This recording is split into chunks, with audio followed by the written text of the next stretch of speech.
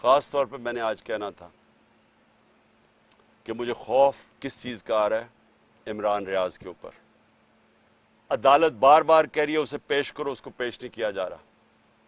مجھے خوف یہ ہے کہ اس کے اوپر بہت تشدد کیا گیا ہے، اور جو تشدد کیا گیا ہے اگر وہ زندہ ہے تو وہ اس عدالت کے سامنے نہیں لا رہے، کیونکہ اس کی جب عدالت کے سامنے اس کی حالت دیکھی جائے گی تو اس لیے اس کو چھپایا ہوا ہے۔ مجھے خوف یہ ہے کہ وہ شاید زندہ بھی نہ ہو، اور میں اب ساری صحافیوں کو کہتا ہوں کہ پہلے ارشد شریف کے اوپر وہ ریئیکشن نہیں آیا جو آنا چاہیے تھا۔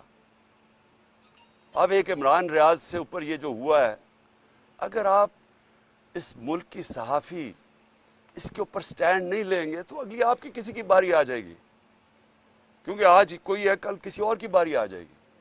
اور میں آج ان صحافیوں کو خاص طور پہ آج مخاطب ان سے ہونا چاہتا ہوں کہ بڑی باتیں کرتے تھے جی یہاں لبرل عمران خان بڑی سختی کر رہا ہے، ہاں جی پتہ نہیں ہم آزادی رائے یا صحافت کی زبان بند کر رہے ہیں۔